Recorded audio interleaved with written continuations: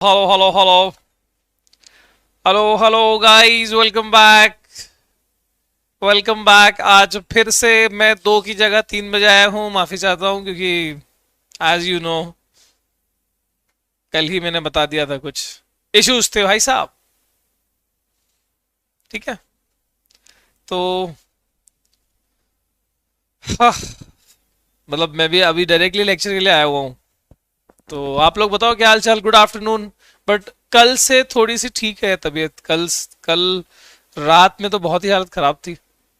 अब थोड़ा ठीक लग रहा है।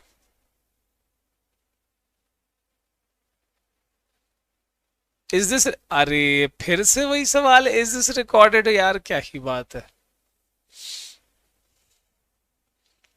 Hi hello, good afternoon guys. प्रणाम प्रणाम। क्या हाल चाल। चलिए, तो आज एक ब्रांड न्यू चैप्टर शुरू करने जा रहे हैं। एंड जिसका नाम है हाउ डू ऑर्गेनिजम्स रिप्रोड्यूस। बहुत ही बेहतरीन, बहुत ही प्यारा चैप्टर। ठीक है।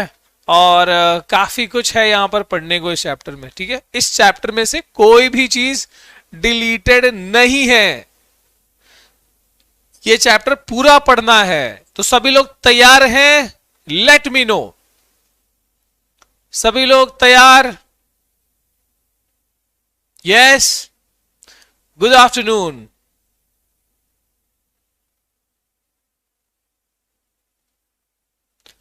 और इस ये शुरू करने से पहले बस इतना ही कह दूं भाई, देखो अभी भी तुम भले ही वैक्सीन ले रहे हो या जो भी कुछ है, प्रिकॉशंस पूरा लें। ठीक है। और क्या बोलते हैं, अपने आप अपनी और फैमिली का सेफ्टी रखें। ठीक है। और कोशिश करें कि हम वो बने कि भाई कोविड को स्प्रेड होने नहीं दे रहे। तो अगर तबीयत ठीक नहीं लग रही, टेक रेस्ट। ठीक है। बाहर ना जाए। ओके। चलिए, शुरुआत करते हैं आज के चैप्टर की, जो कि बहुत ही बेहतरीन चैप्टर है, जिसका नाम है हाउ डू ऑर्गेनिजम्स रिप्रोड्यूस। और इसमें सबसे पहला सवाल ही ये आता है कि भैया रिप्रोडक्शन होता ही क्या है। कम ऑन, अगर किसी को डिफाइन करना हो रिप्रोडक्शन क्या है तो कैसे डिफाइन करेंगे, जरा बताएं। What is reproduction? Come on. तो चलिए शुरू करते हैं। What is reproduction? क्या है, जरा बताओ रिप्रोडक्शन क्या होता है। हाँ, the biological process, obviously this is a biological process in which organisms produce new organisms of their own kind। बहुत ही बढ़िया। ठीक है। the biological process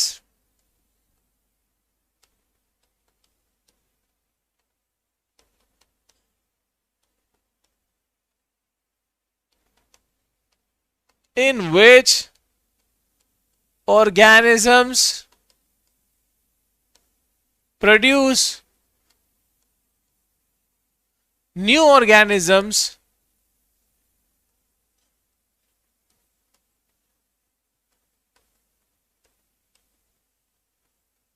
of their own kind।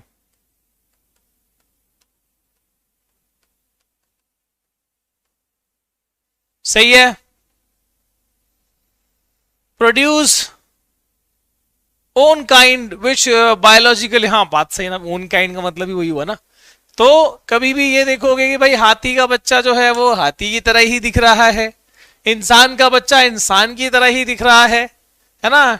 Dog का बच्चा डॉग की तरह दिख रहा है ना। कैट का बच्चा कैट की तरह दिख रहा है।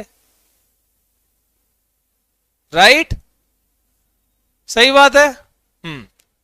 तो इसमें भी अब एक चीज को समझें जरा कि सर ये तो ठीक है, व्हाट इज द इंपॉर्टेंस, इसका इंपॉर्टेंस क्या है बताएं जरा। What is the importance of, या इंपॉर्टेंस कहो या फिर इसको सिग्निफिकेंस भी बोल सकते हो। एनीवन? सिग्निफिकेंस क्या है इसका?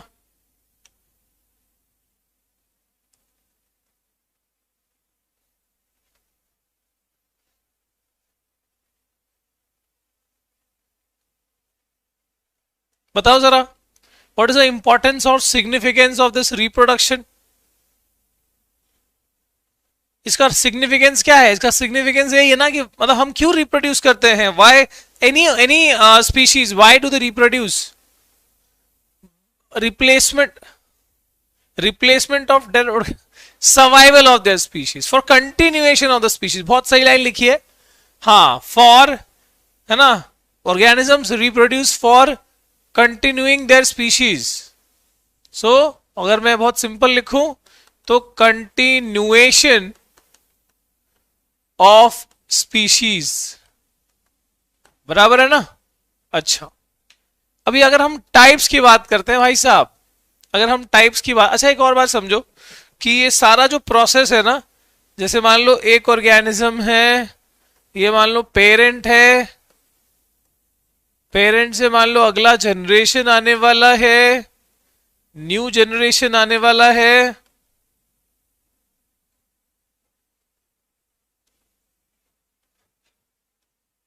तो ऐसा होने के लिए जो बेसिक प्रोसेस इन्वॉल्व है इसके अंदर, that basic process is what? This is result of DNA copy. याद रखना, ये तभी होगा जब डीएनए कॉपी होता है। अगला देखो यहां का डीएनए और यहां का डीएनए काफी हद तक मैच करेगा, बिकॉज यहीं से डीएनए कॉपी होके और रिप्रोडक्शन के रिजल्ट में नया ऑर्गेनिज्म आ रहा है। ठीक है, सो this is a very, DNA कॉपिंग कहो या डीएनए रेप्लिकेशन, कॉपी के लिए एक और वर्ड क्या है? एक और वर्ड है रेप्लिकेशन। रेप्लिका मतलब होता है कॉपी। ठीक है, अच्छा अब यहां पर आगे देखते हैं हम, इसके टाइप्स की बात करते हैं भाई साहब।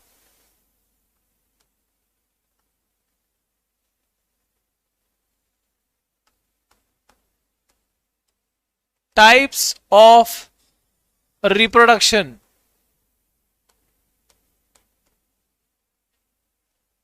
ओके, टाइप्स ऑफ रिप्रोडक्शन, तो यहां पर एक होता है जिसको हम जानते हैं एज एसेक्सुअल रिप्रोडक्शन, जो थोड़ा सिंपल टाइप का है, थोड़ा सिंपल टाइप का है। ठीक है, yes I will call it as simple, simple type का है। ठीक है, जिसको हम कहते हैं asexual reproduction.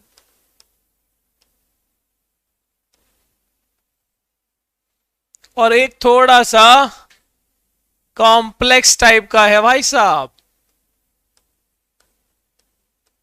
Which is yes sexual reproduction.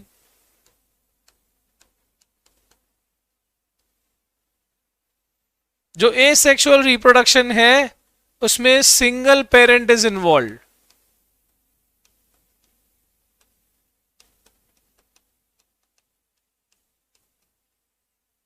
Single parent is involve.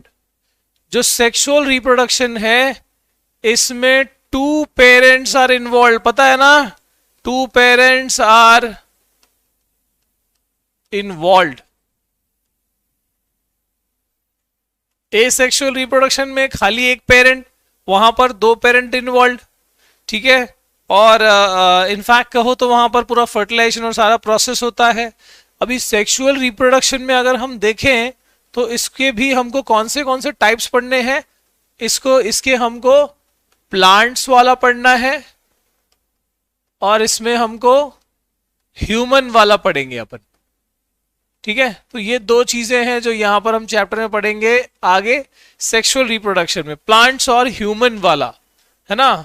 इसके बाद अभी फिलहाल अगर हम बात करें तो एसेक्सुअल, विच इज थोड़ा सिंपल टाइप। यहां पर इसकी भी बहुत सारी टाइप्स है फर्दर, जैसे यहां पर कौन सा आप लोग बताओ, मैं लिख दूं लाइन वाइज। पहला है, first one is what? Fission. ये किसके लिए होता है? This is only for unicellular, unicellular organism में ही ये होता है फिजन। इसके भी फर्दर दो टाइप है, एक है बाइनरी फिजन, बताते जाओ तुम लाइन से, बस बताते जाओ टाइप्स पहले। ठीक है, तो एक है बाइनरी फिजन और दूसरा है multiple fission.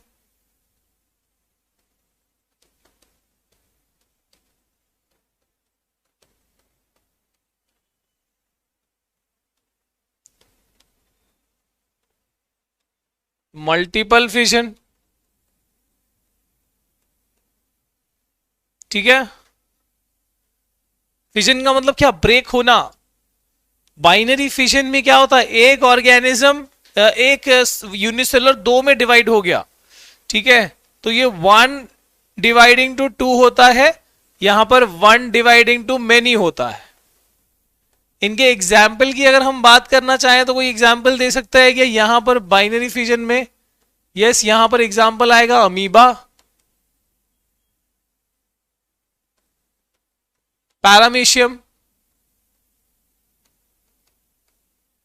Etcetera. Multiple fission में एग्जाम्पल क्या आएगा? मल्टीपल फिजन में बताओ एग्जाम्पल क्या आएगा? Come on, plasmodium. और कोई एग्जाम्पल दे सकता है क्या मल्टीपल फिशन में? सेकेंड वन इज, पहले हम इसको पहले लाइन से सारे टाइप्स लिखते हैं। Second one is what? Fission के बाद क्या लिखे हम? Budding.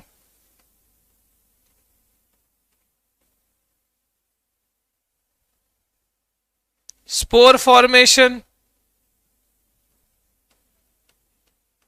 Spore formation. Next is regeneration,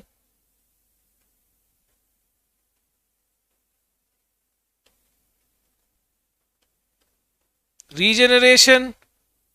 इसके बाद है फ्रैगमेंटेशन,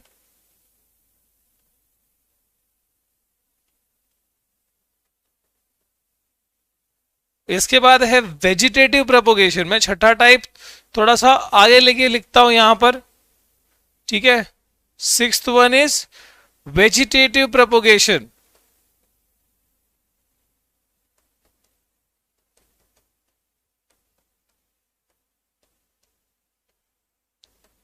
जितना देखो, एक तुमको बायोलॉजी पढ़ने का एक तरीका बताता हूं, जितना तुम बायोलॉजी क्या मैक्सिमम चीजों में भी तुम ऐसे कर सकते हो कोशिश, जितना उसको बाइफरकेट कर सको, जितना उसको फ्लो चार्ट की तरफ बना सको, उतना अच्छा होता है वेजिटेटिव प्रोपोगेशन। तो वेजिटेटिव प्रोपोगेशन क्या होता है? ये एसेक्सुअल का तरीका है in plants. This is asexual way to divide, asexual way to divide. किसके केस में? प्लांट्स के केस में। देयर आर मेनी प्लांट जिसमें एसेक्सुअल तरीका भी होगा, सेक्सुअल तरीका भी होगा, ठीक है। अभी हम अगर बात करें बडिंग की, भाई साहब कम ऑन, बडिंग की, तो यहां पर क्या होता है? जैसे हाइड्रा वाले केस में, ओके, मान लो ये हाइड्रा है, ये उसके टेंटिकल्स है, टेंट्रम नहीं, टेंटिकल्स, ठीक है। एग्जाम्पल क्या लिखा हमने? हाइड्रा। और एग्जाम्पल क्या आ सकता है? जैसे यहां पर यीस्ट, ठीक है। तो बडिंग का मतलब क्या? छोटा सा एक एलिवेशन निकलेगा यहां से, और उस छोटे से एलिवेशन को क्या कहा जाएगा? जल्दी बताओ, what is that small elevation called? Yes, it is called bud. तो यहां पर एक छोटा सा बड खिलेगा, और ये बड धीरे धीरे ग्रो हो जाएगा, ठीक है। ये आउटग्रोथ जो है, यही आगे जाके बेबी हाइड्रा बनेगा। और जैसे इसका वजन बढ़ जाएगा, वहां से ग्रो होते होते होते होते वो ड्रॉप करेगा, गिर जाएगा वहां से, और न्यू हाइड्रा बनेगा आगे जाके, बराबर है। चलो ये वाला बताओ, स्पोर फॉर्मेशन में राइजोबस,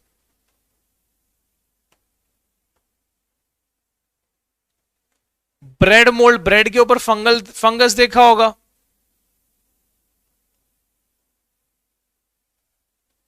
रीजनरेशन और फ्रैगमेंटेशन, एग्जाम्पल लिख दो, बाकी मैं आगे बताता हूं।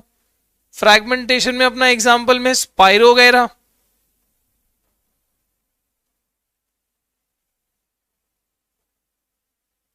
रीजनरेशन के एग्जाम्पल में क्या आएगा? प्लेनेरिया।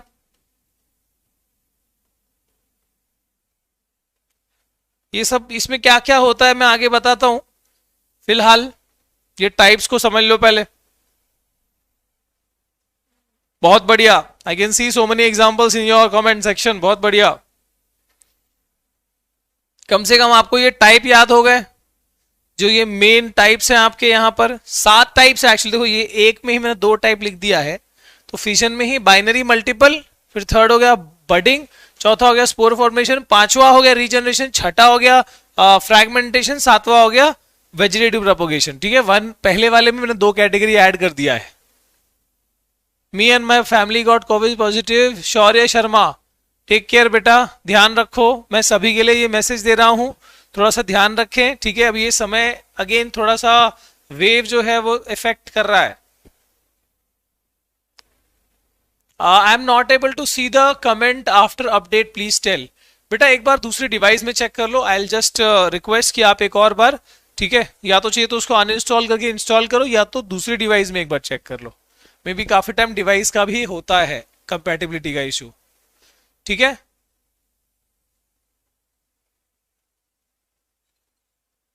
लिशमेनिया, लिशमेनिया कहां पर आएगा बताओ जरा, सभी से सवाल पूछ रहा हूं मैं, लिशमेनिया कौन से वाले में आएगा, बाइनरी में आएगा कि मल्टीपल में आएगा? लिशमेनिया कहां पर आएगा? और ये बताओ कितने लोग इस चैप्टर को प्री कैप करके आए हुए हैं? वेरी गुड, लिशमेनिया आएगा बाइनरी फिजन में। ठीक है, यहीं के एग्जाम्पल में आएगा लिशमेनिया।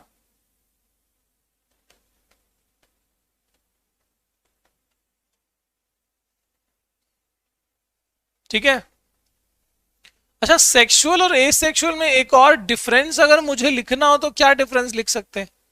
If I need to write one more point between of difference between sexual and asexual reproduction, तो क्या मैं ये लिख सकता हूं कि यहां पर वेरिएशन कम होता है और यहां पर वेरिएशन ज्यादा होता है। इधर वेरिएशन कम क्यों होता है? वेरिएशन मतलब डिफरेंसेस, मतलब जो बच्चा है वो अपने पेरेंट्स से अलग दिखना, वैरी करना, वो इधर कम है। क्यों? क्योंकि only one parent is involve, तो डीएनए कॉपी में उतना एरर नहीं होता, उतनी मिस्टेक्स नहीं होती, तो ज्यादा डिफरेंस नहीं आता, बच्चा लगभग हूबहू अपने पेरेंट की तरह दिखता है। तो here the variation is less, whereas in case of sexual reproduction since two parents are involved, two parents are involved, ठीक है, DNA कॉपिंग includes errors and because of which here the variation is more।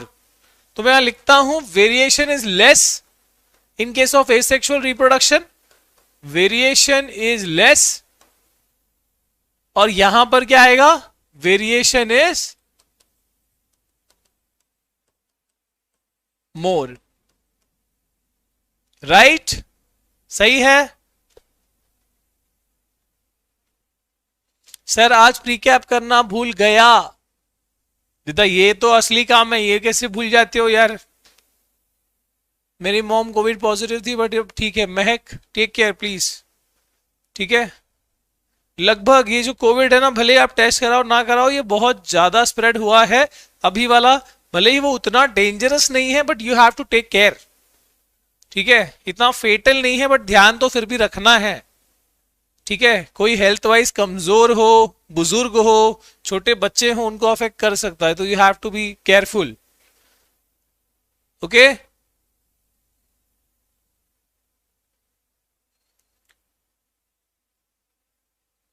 Notes के बारे में चिंता ना करें, जो तुमको क्लासरूम नोट्स पहले मिल रहे हैं उसको पढ़ लो, और फाइनली वो रिवीजन के टाइम तक वैसे भी तुमको नोट्स मिलता है जो एक्स्ट्रा वाला है।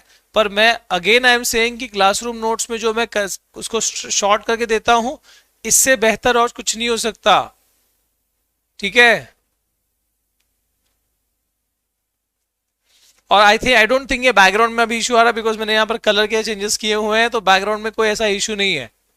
ओके फाइन, इधर तक याद हो गया सभी को? यहां तक याद हो गया? इधर तक में कोई इशू नहीं है ना? ठीक है, नो इश्यूज सर। ओके, अच्छा, तो अभी ना सबसे पहले मैं अभी हाइड्रा का तो लगभग यू नो नाउ। ठीक है, अब जैसे यीस्ट वाले में भी बडिंग, मैं अगर बात करूं बडिंग इन यीस्ट, एक मिनट, सिर्फ डायग्राम की यहां पर मैं तुमको बताता हूं।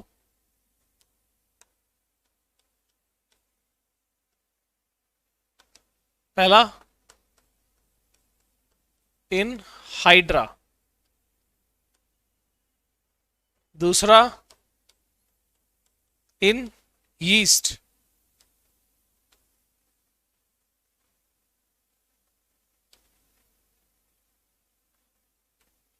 तो हाइड्रा वाले में क्या होता है सर? जैसे फॉर एग्जांपल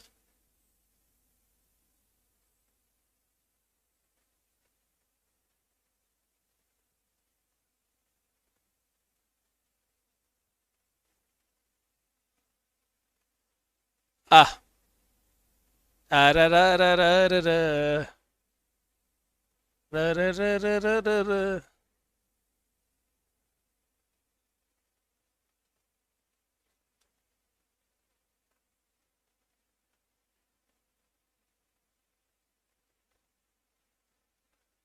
फॉर एग्जाम्पल ये ऐसे आउटग्रोथ आया। अब यही आउट ग्रोथ धीरे धीरे क्या करेगा? धीरे धीरे ये ग्रो करता जाएगा और असल में यही जो है धीरे धीरे एक हाइड्रा में तब्दील होगा और यही जो है आगे जाके यहां से डिटैच होके और नीचे एक नया हाइड्रा ऐसा बनाएगा। यीस्ट की अगर हम बात करें तो यीस्ट में जैसे मान लो ये मेन सेल है, ये उसका मेन यीस्ट सेल है, तो जब ये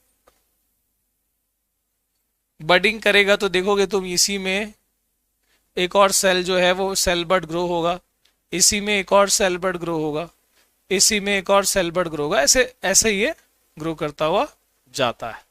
ठीक है, अगर मैं बात करूं अमीबा वाला तो लगभग सभी को पता होगा। ठीक है, फिजन की अगर हम बात करें तो बाइनरी वाले में जैसे अमीबा, ठीक है, कोई पर्टिकुलर शेप तो है नहीं, इसका शेप को बदलते रहता है। तो पहले यहां पर क्या होता है, पहले इसमें सबसे पहले क्या होता है, सेल न्यूक्लियस का डिवीजन होता है। सबसे पहले न्यूक्लियस डिवाइड होने की कोशिश करता है। So if you see nucleus divide होगा और उसके बाद ही क्या होगा, उसके बाद ही ये जो है दो अमीबा के डॉटर सेल्स जो है वो तैयार होंगे। लगभग कुछ इस तरह से ये डिवाइड हो गए। तो पहले न्यूक्लियस डिवाइड हुआ, फिर सेल डिवाइड हुआ, तो ये क्या तैयार हुआ, टू डॉटर सेल्स।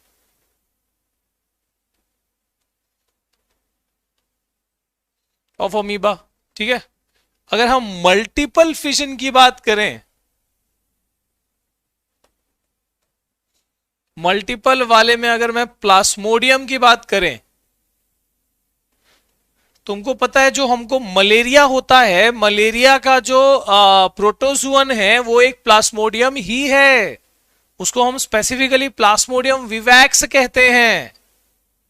ठीक है, प्लास्मोडियम विवैक्स। तुमने अगर किसी ने मलेरिया का रिपोर्ट देखा होगा तो उसमें देखा होगा कि हाँ test is positive, plasmodium vivax present, मतलब मलेरिया का प्रोटोजोन प्रेजेंट है।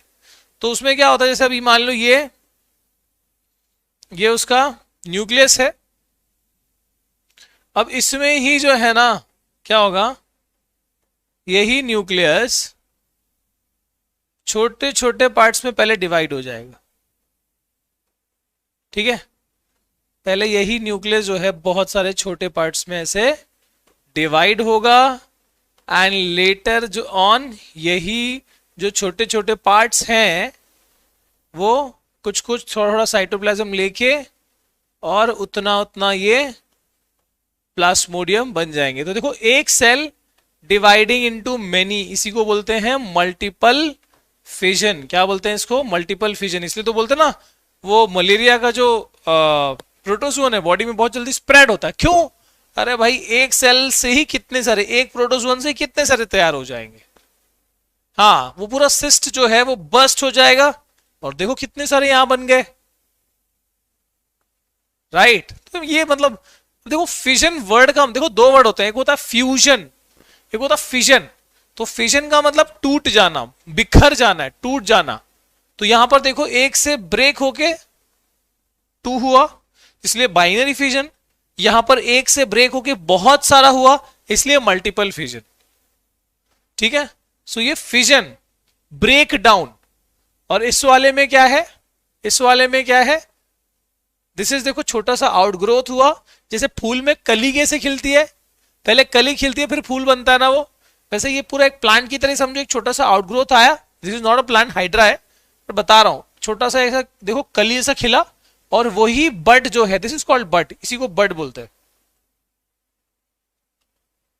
यही आउटग्रोथ, यही बड जो है वो ग्रो होते जाएगा, यानी बढ़ते बढ़ते बढ़ते बढ़ते ये एक हाइड्रा बन जाएगा, और जब इसका वजन अच्छा खासा हो जाएगा तो ये टूट जाएगा। सर ये सब कहाँ होता है, पानी में तो होता है ना, ये पानी में होता है, ये हमारे घर के पानी में नहीं होता है ना, ये सब समुद्री। ओके, ईस्ट, ईस्ट पता है ना वो जो किसमें, केक, केक मैन्युफैक्चर, केक को बनाने के टाइम पे, ठीक है, या कोई ऐसी चीज ढोकला बनाने के टाइम पे इसका यूज होता है ना, ढोकला में यूज होता है कि नहीं, आई डोंट नो, केक में तो होता है। Sir why this is called daughter cell, इसको डॉटर सेल क्यों बोलते होंगे, बहुत ही सिंपल है यार, डॉटर सेल इसलिए बोलते हो क्योंकि फर्दर ये भी बच्चे देने वाला है, फर्दर ये भी दो अमीबा बनाएगा, इससे भी बनेगा। अब इसको सन बोल देंगे तो ये थोड़ी ना है ना, daughters have the ability to reproduce, है ना, to again divide, give birth to some young one, तो यहां पर भी ये दो में डिवाइड करते हैं, इसलिए इसको डॉटर सेल नाम दिया गया है। ठीक है, ठीक है, तो मैंने अभी आपको फिजन का बताया डायग्राम, बडिंग का बताया, मतलब ऐसा नहीं कि डायग्राम मतलब ऐसे ही लिख रहा हूं, बस सिंपल। तो हमने फिजन देखा, बडिंग देखा, स्पोर फॉर्मेशन की अगर हम बात करें तो आइए स्पोर फॉर्मेशन को अगर ट्राई करते हैं हम, फिर रीजनरेशन, फ्रैगमेंटेशन भी देखना है। ठीक है, spore formation,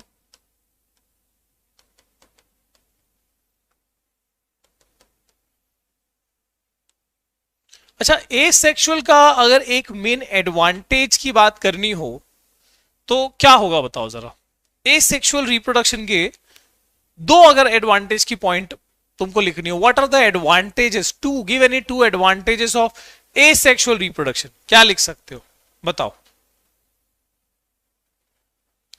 give any two advantages of asexual reproduction. Every amoeba is a female ऐसा तो मैंने बोला नहीं, नाम दिया है डॉटर सेल्स, क्या बात कर रहे हो यार, आइडेंटिकल ऑर्गेनिज्म प्रोड्यूस करना इज, हाँ this is fast, very good, एक तुमने सही बताया कि ये एसेक्सुअल रिप्रोडक्शन जो है ये सेक्सुअल के मुकाबले फास्ट प्रोसेस है भाई साहब। सेक्सुअल वाले रिप्रोडक्शन में क्या है, अरे मेल गैमेट आएगा, फीमेल गैमेट आएगा, फर्टिलाइजेशन होगा, एग बनेगा and so on, it will take time, it will consume time, तो आप क्या बोल सकते हो यहां पर, it is relatively fast process, asexual reproduction की बात कर रहे हो। और दूसरा क्या है भाई, yes this is simple process, है ना, हाँ less time required, less time required of fast process तो एक ही है। ठीक है, हाँ और क्या हो सकता है, देखो एसेक्सुअल रिप्रोडक्शन सबसे बेस्ट किस में होता है पता है क्या, सबसे बेस्ट मतलब उसका एडवांटेज क्या हो सकता है कि ये उन प्लांट्स के लिए ये तरीका अच्छा हो सकता है, या उन स्पीशीज के लिए तरीका अच्छा हो सकता है जो कि लगभग एक्सटिंक्ट होने की कगार पर है, on the verge of extinct. जैसे कुछ प्लांट्स हैं जो बहुत कम अवेलेबल है, तो टिश्यू कल्चर करके वेजिटेटिव प्रोपोगेशन से नए प्लांट ग्रो कराए जाते हैं आसानी से, कुछ फर्टिलाइजेशन का झंझट नहीं है। हाँ लेस एनर्जी इज रिक्वायर्ड, बहुत बढ़िया बताया यहां पर आप लोगों ने, less time is required, less energy is required. ठीक है, एसेक्सुअल रिप्रोडक्शन का तरीके में। ठीक है, और जो कि एक्सटिंक्ट होने वाले जो ऑर्गेनिजम्स हैं उनके केस में ये बहुत ही जबरदस्त तरीका है जिससे नए प्लांट्स इजीली ऑब्टेन किए जा सकते हैं, नए वेराइटी, नए जो क्या बोलते हैं, और बहुत सारे ऑर्गेनिज्म उस तरह के बनाए जा सकते हैं। Okay great. अच्छा स्पोर फॉर्मेशन में मैं कह रहा था ब्रेड मोल्ड,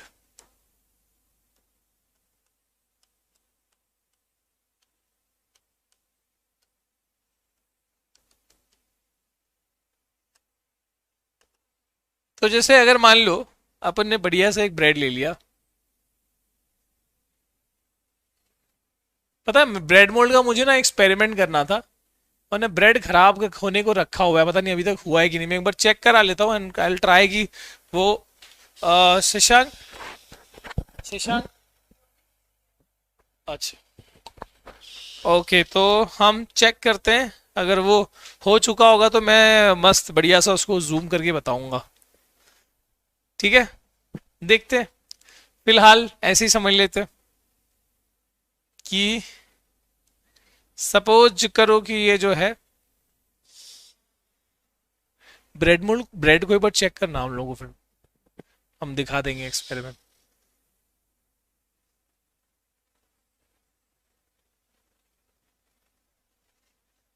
अच्छा, इसमें कैसा होता है पता है तुमको?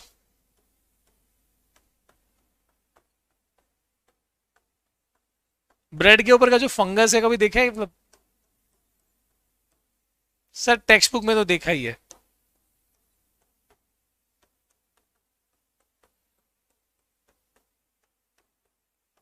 तो बताना, नाम बताना कि क्या क्या रहता है इसमें। थोड़ा सा जूम करके दिखाऊंगा यहाँ पर, जैसे जैसे जैसे है। ठीक है, तो मतलब बेसिकली कैसा होता है, थोड़ा जूम करके देखो तो इसमें ऐसे पूरा रूट जैसा पूरा स्ट्रक्चर होता है।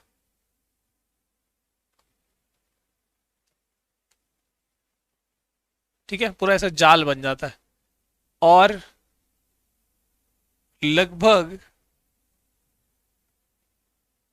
ऐसे एक स्टेम जैसा स्ट्रक्चर रहेगा, फिर ऐसा ये बल्ब रहेगा। Now what is this stem जैसा स्ट्रक्चर कॉल्ड? सब बहुत सारे रहेंगे ना।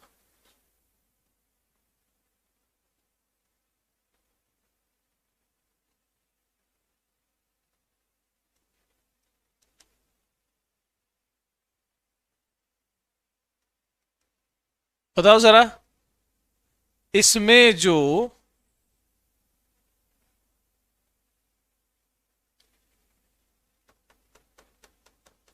ये जो ऊपर स्टेम जैसा स्ट्रक्चर था उसको क्या कहा जाता है, और नीचे वाला जो स्ट्रक्चर है उसको क्या कहा जाता है, और ये वाले स्ट्रक्चर को क्या कहते हैं? Anyone? This is one, this is two and this is three. Name one, two and three. चलो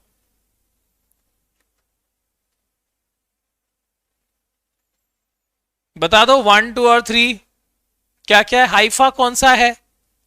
स्पोरेंजियम, हाइफा, राइजोइड। क्या बात है। सो this is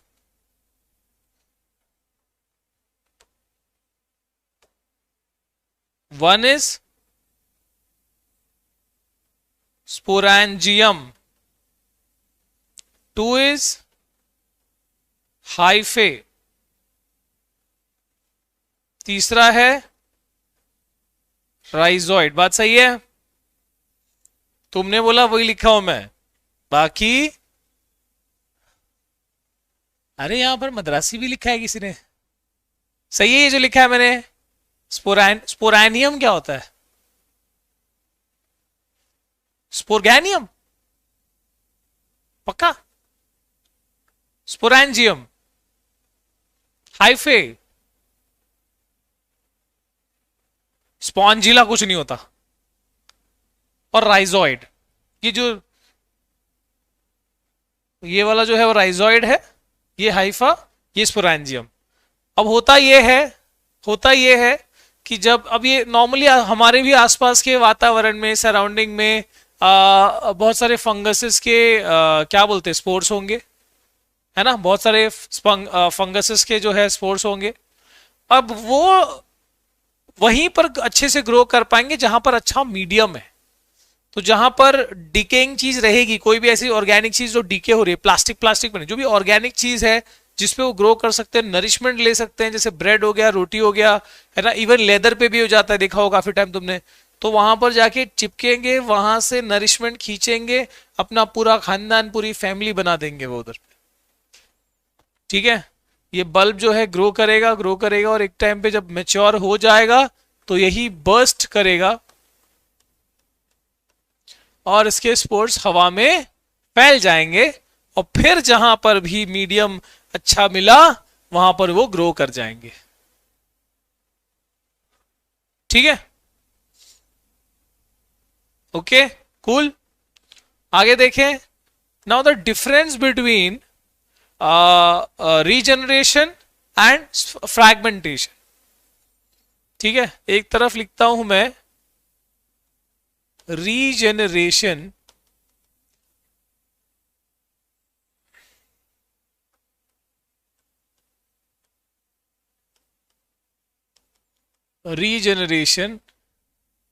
and one is fragmentation. मैंने बताया यहां पर जो एग्जाम्पल है फ्रैगमेंटेशन में, एग्जाम्पल क्या लिया था मैंने, स्पाइरोगैरा। रीजनरेशन में एग्जाम्पल क्या लिया था मैंने, प्लानेरिया। ठीक है, even starfish has this ability. ठीक है, तो जैसे प्लानेरिया वाले केस में सपोज ये this is Planaria,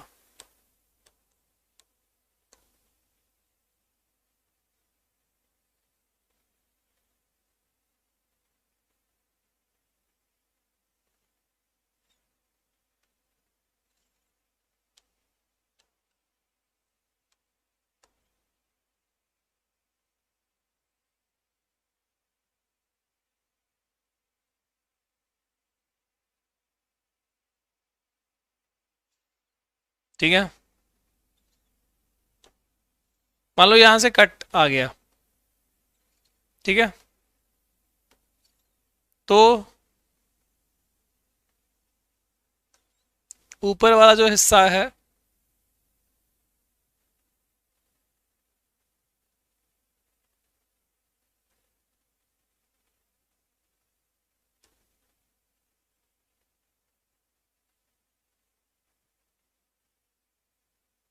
this part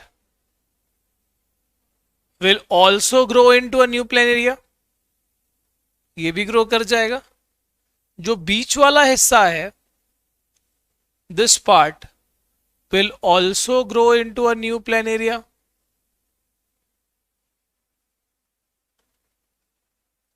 और जो ये नीचे वाला हिस्सा है this part will also grow into a new plane area। ठीक है, ये भी एक नया प्लेन एरिया बन जाएगा। 1 2 3। तो रीजनरेट कर रहे हैं, यहां से मतलब कटे तो ये रीजनरेट कर गए। सर स्पाइरोगेरा में क्या अलग होता है, देखो स्पाइरोगेरा में भी लगभग यही होता है वैसे। हाँ, स्पाइरोगेरा में भी ऐसा स्ट्रक्चर पानी के ऊपर, तालाब के ऊपर ऐसे पतले पतले ऐसे मतलब लेयर, ग्रीन ग्रीन लेयर दिखते हैं स्पाइरोगेरा के, है ना। तो ये स्पाइरोगेरा के एक एक सेल दिखा रहा हूं मैं, ऐसी पतली पतली पट्टी होती है वो खाली, और कुछ नहीं होता, सिर्फ ऐसे पत्ते जैसे लंबे टेप जैसे स्ट्रक्चर है, और ये सब क्या है, उसके सेल्स है। ठीक है, तो ये जो स्पाइरोगेरा है, now this will also be fragment, मतलब क्या, इसमें भी ब्रेक होना ही है, यहां भी ब्रेक होना ही है। ये भी क्या होगा, कहीं से मान लो ब्रेक हुआ पानी के प्रेशर से या किसी तरीके से ब्रेक हुआ, so this is also going to what, to develop into a new planaria. ये हिस्सा भी एक प्लेन एरिया बोल रहा हूं, नया स्पाइरोगेरा बना। ठीक है, ये हिस्सा भी एक नया स्पाइरोगेरा बना, और ये वाला जो हिस्सा है this is also going to develop into a new spirogyra, ये भी एक नए स्पाइरोगेरा में डेवलप कर जाएगा। तुम बोलोगे सर इसमें डिफरेंस क्या है, इंपॉर्टेंट तो ये कि दोनों एक जैसे दिख रहा है, तो why one is called regeneration other is called fragmentation, क्या क्यों क्या फर्क है। Any one if you know the difference मुझे बताओ जरा, कि what do you know about the difference between regeneration and fragmentation.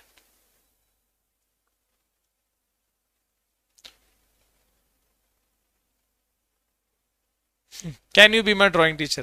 फिलहाल ये वाला बता दो बच्चा, डिफरेंस क्या है। एक डिफरेंस में सबसे मेजर डिफरेंस मैं तुमको कहूंगा वो ये है कि इसमें कुछ स्पेशलाइज्ड सेल्स होते हैं जिनके पास रीजेनरेशन की खूबी होती है.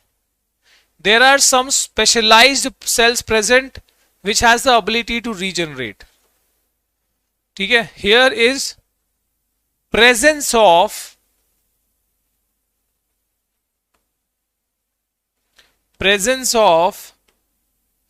specialized cells,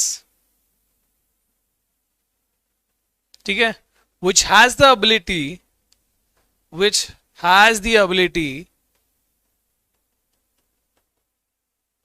to regenerate. ठीक है, जबकि इधर वाले में no specialized cells are present, no specialized cells are present. कोई स्पेशलाइज सेल्स नहीं होते, जहां से ब्रेक हो गया वहां से वो नया स्पाइरो वगैरह बनेगा. पर इधर पे मान लो ऐसा टुकड़ा ब्रेक हुआ होता, छोटू सा एक ऐसा सेल निकाला होता मैंने जिसके पास, जो एक्चुअली स्पेशलाइज नहीं है, या जिस पार्ट में रीजनरेटिंग सेल्स नहीं है, तो वो टुकड़ा नया प्लेनेरिया बनता क्या? नहीं बनता. बिकॉज वही टुकड़ा नया प्लेनेरिया बनेगा जिसमें स्पेशलाइज्ड सेल्स होंगे. ठीक है, टोटीपोटेंट, हाँ, रीजनरेटिंग सेल्स है ना, वो स्पेशलाइज सेल्स को रीजनरेटिंग सेल्स ही बोलते हैं. तो यहां पर स्पेशलाइज रीजनरेटिंग सेल्स होते हैं, इधर पर स्पेशलाइज रीजनरेटिंग सेल्स नहीं होते. अच्छा, मैं तुमको एक और पॉइंट ऑफ डिफरेंस देता हूं which is as a hint, जो तुमको थोड़ा पता करना है. क्या है वो कि इसमें से एक है जो एक्सीडेंटल तरीके से रिप्रोड्यूस होता है, और एक जिसमें एक्चुअली मतलब जैसे अभी रीजनरेशन और फ्रैगमेंटेशन है, दोनों में से एक है जो जिसमें एक्सीडेंटल रिप्रोडक्शन होता है वो. ठीक है, और एक जिसमें वो पर्पसफुल होता है, इंटेंशनल होता है वो. ठीक है, चले आगे.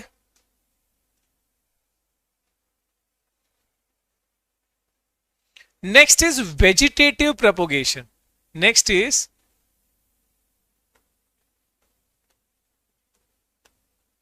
Vegetative propagation. ठीक है, ये पूरा होता किसके लिए? This is for plants. Plants में जो एसेक्सुअल वाला तरीका है,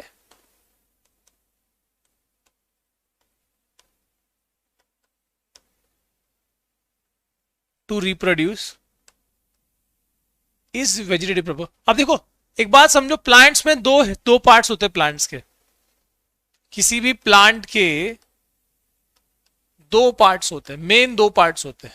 कौन से? एक होता है वेजिटेटिव पार्ट,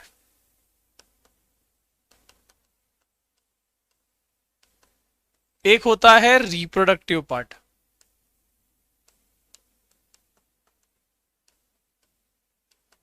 ठीक है, वेजिटेटिव पार्ट में क्या क्या आता है बताओ जरा. इसमें आता है रूट. क्या क्या आता है इसमें? Root, stem, leaf. Reproductive part में क्या क्या आता है? इसमें आता है फ्लावर एंड सीड. राइट, यहां पर RSL और यहां पर फ्लावर सीड. तो जब रिप्रोडक्टिव पार्ट देखो, ये दोनों की वजह से, या they are involve in sexual reproduction. ये इसके बारे में हम कहां पर पढ़ेंगे? सेक्सुअल रिप्रोडक्शन के अंदर हम पढ़ेंगे इसके बारे में. ठीक है, लेकिन अगर किसी प्लांट में वेजिटेटिव पार्ट से नया प्लांट ग्रो हो रहा है, रूट या स्टेम या लीफ से नया प्लांट ग्रो हो रहा है, तो इसी को हम एसेक्सुअल वे में, यानी कि किसमें? वेजिटेटिव प्रोपोगेशन में हम इंक्लूड करते हैं.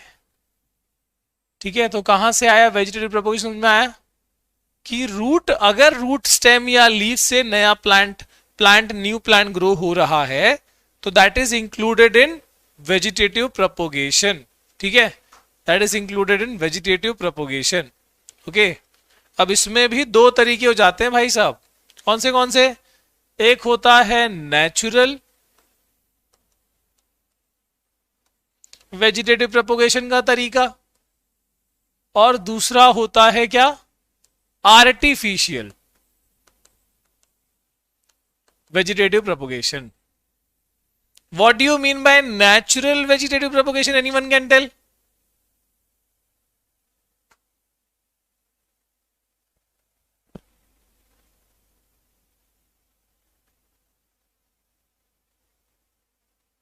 What do you mean by natural vegetative propagation? बताओ जरा।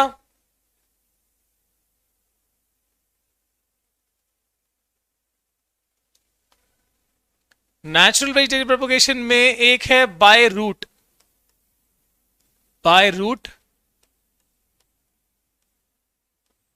दूसरा है बाय स्टेम, तीसरा है बाय लीफ। अगर किसी प्लांट के लीफ से नया प्लांट आए, पत्तों के अंदर से ही या पत्तों के थ्रू ही नया प्लांट ग्रो हो जाए, तो किस में आएगा वो? नेचुरल वेजिटेटिव प्रोपोगेशन में आएगा ना। पत्तों के ऐसे नॉचेस से ही नया प्लांट आ जाए, ठीक है, तो वो इसमें आ जाएगा। Example, best example is your yes bryophyllum.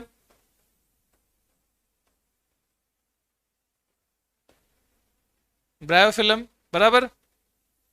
By stem का एग्जाम्पल अगर बताएं तो, बाय स्टेम का एग्जाम्पल बताएं तो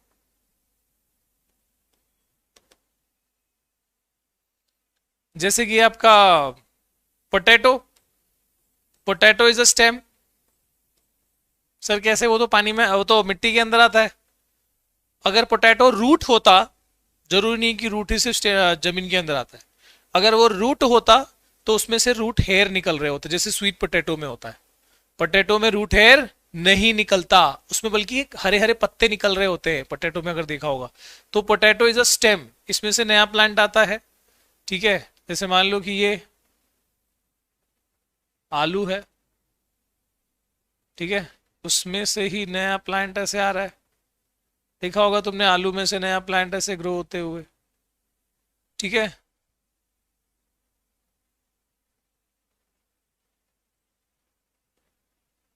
ठीक है, पोटैटो के अंदर से ऐसे रूट है, सॉरी ऐसे है ना, ऐसे आई की तरह ऐसे छोटा छोटा आंख बना होता है, उसमें से नया प्लांट आ रहा होता है, ठीक है। बाय रूट का एग्जाम्पल में is your sweet potato, example is your sweet potato, ठीक है। तो स्वीट पोटैटो जो है, पता है कि नहीं स्वीट पोटैटो क्या होता है यार? और यारा रतालू ऐसे रहेगा।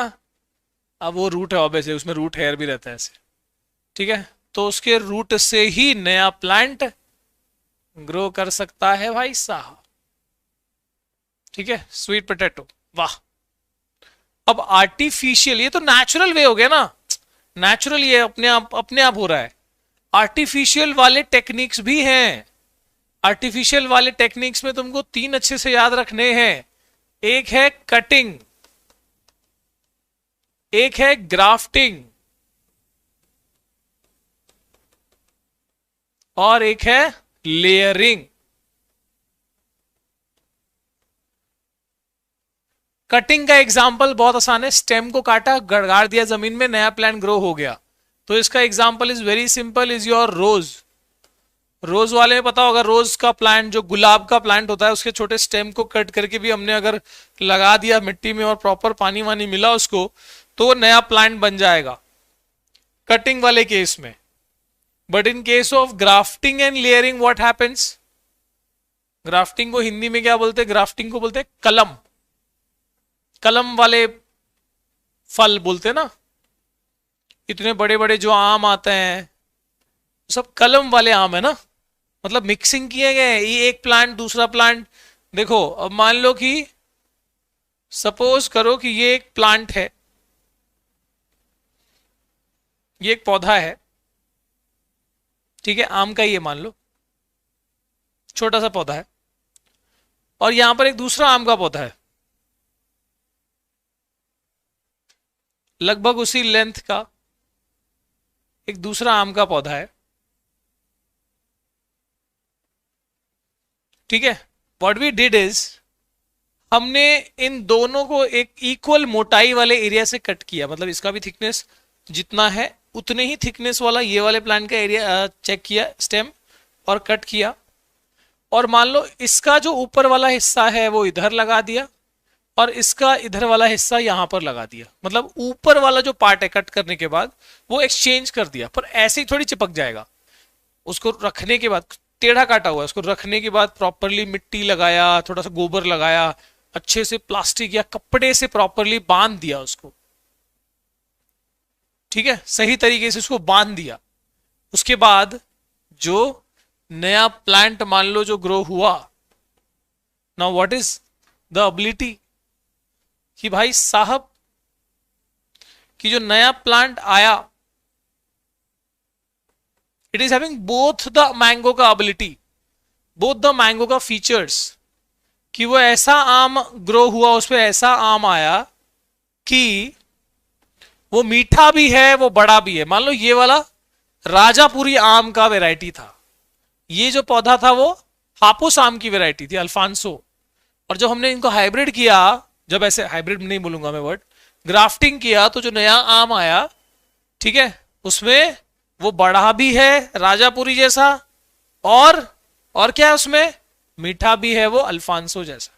अच्छा, इसमें जो ऊपर वाला हिस्सा है उसको क्या बोलते हैं, the upper part is called scion, SCION, and the lower part जो निचला हिस्सा है इसको स्टॉक बोलते हैं,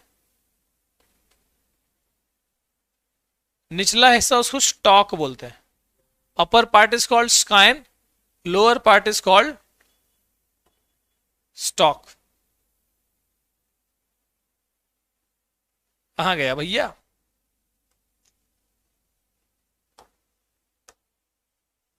ठीक है, lower part is called stock. तो अच्छा, ये जैसे मैंने बोला कि ये भी एक मैंगो की वैरायटी थी, ये भी एक मैंगो की वैरायटी थी, तो ऐसा नहीं कि ग्राफ्टिंग तुम किसी का भी कर सकते हो, कि तुमने एक अंगूर का प्लांट लिया और दूसरा तुमने इसका प्लांट ले लिया, क्या बोलते हैं, वाटरमेलन का, तो यू गॉट अंगूर ऑफ दिस वाटरमेलन का साइज, ऐसा नहीं होगा, ठीक है। तो उसमें मतलब कुछ उनका फीचर्स मैच भी होना चाहिए, स्पीशीज भी मैच होना चाहिए, ओके, थोड़ा बहुत डिफरेंसेस वाला चलेगा, ओके। अच्छा, अब यहां पर और बात करें तो लेयरिंग, लेयरिंग में क्या होता है इसका एग्जाम्पल में, तो इसके एग्जाम्पल में मैंने को ग्राफ्टिंग में क्या बताया, मैंगो का एग्जाम्पल दिया, लेयरिंग के एग्जाम्पल में जास्मिन याद रखो, नाम से ही समझ में आ रहा है लेयर, कुछ ना कुछ लेयर का बात हो रहा है। तो इसमें क्या ही होता है कि यहां पर एक प्लांट की जो वेराइटी, जैसे मान लो जास्मिन का जो स्टेम है ना काफी फ्लेक्सिबल भी होता है, और उसमें ये खूबी भी है, क्या खूबी है देख लो जरा, कि मान लो ये प्लांट है जास्मिन का, अब इसके एक स्टेम को बेंड किया हमने और जमीन में दफन कर दिया, ठीक है, एक स्टेम को बेंड किया और जमीन में उसको लेयर कर दिया हमने, जरा ध्यान से देखना, ठीक है। अब इसके रूट्स तो होंगे ही जमीन के अंदर, राइट, और हमने इतना हिस्सा, देखो इतना हिस्सा जमीन के अंदर दफन कर दिया इस स्टेम का, ठीक है, बेंड किया, थोड़ा खड्डा किया उसमें, जमीन में गाड़ के, और ऊपर टॉप का हिस्सा बाहर निकाल दिया, और थोड़ा सा जो पार्ट जमीन में डाला है उसको थोड़ा चाकू से स्क्रैच भी कर दिया था। After some days what you will find is कि जो जमीन के अंदर दबा हुआ हिस्सा है उसमें कुछ रूट आ जाएंगे, और उसके बाद तुम ये वाले हिस्से को, यानी जो जमीन में दफन कनेक्टेड हिस्सा था, इसको ऊपर से कट कर दिया, तो भी ये एक नया प्लांट जो है उसके फॉर्म में ये ग्रो हो गया। This is a new plant now, ये एक नया प्लांट हो गया। सो दिस इज द लेयरिंग वाला टेक्निक।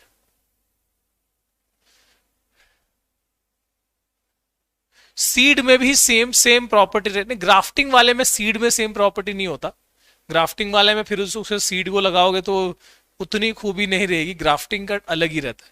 हाइब्रिडाइजेशन में ऐसा होता है कि हाँ पूरी वैरायटी एकदम जन जात बदल गई, ग्राफ्टिंग वाले में उतना प्रॉपर्टी रहता नहीं। ठीक है, तो यहां तक सभी को कहानी क्लियर है, क्योंकि हमने यहां आज एसेक्सुअल रिप्रोडक्शन का तरीका पढ़ लिया है। एंड नेक्स्ट टाइम यानी कि कल जो है हम सेक्सुअल रिप्रोडक्शन में मूव करेंगे, जहां पर प्लांट्स एंड देन ह्यूमन का हम पढ़ने वाले। Tissue culture is not included in your syllabus. Tissue culture में क्या होता है देखो बता देता हूं मैं।